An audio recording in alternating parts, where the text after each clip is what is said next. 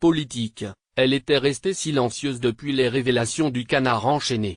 Tout juste Raquel Garrido avait-elle relayé un communiqué de la Caisse des retraites des avocats qui jugeait ces informations inexactes.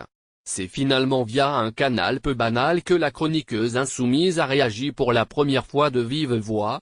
Jeudi soir, le 5 octobre, à l'issue de l'enregistrement de l'émission Les Terriens du dimanche dans laquelle elle intervient chaque semaine sur C8, cette proche de Jean-Luc Mélenchon est apparue sur la story Snapchat de son collègue Jérôme Star pour régler ses comptes avec l'hebdomadaire satirique. Le canard, c'est une icône de la presse française. Mais cela fait un mois qu'il balance des bêtises. Il y a écrit 5 fois sur moi, 5 bêtises.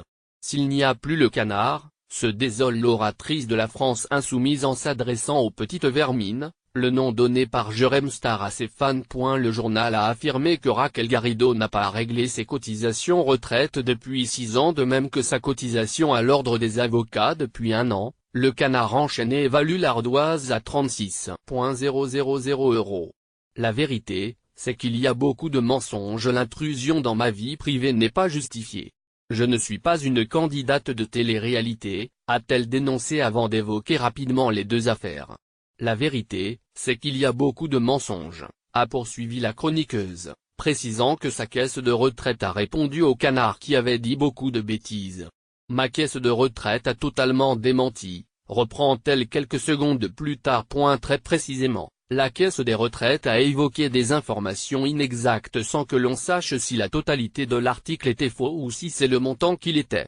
En parallèle, l'ordre des avocats avait bien confirmé un défaut de paiement puisqu'un échéancier de rattrapage a été établi avec elle après une convocation devant une réunion compétente. Raquel Garrido en profite pour égratigner au passage la presse qui aurait moins relayé les informations de la caisse des retraites que celles du canard enchaîné. C'est moins drôle de dire du bien de moi, a-t-elle déploré. Pas question pour autant d'aller concurrencer l'hebdomadaire avec les canards de Jérôme Star.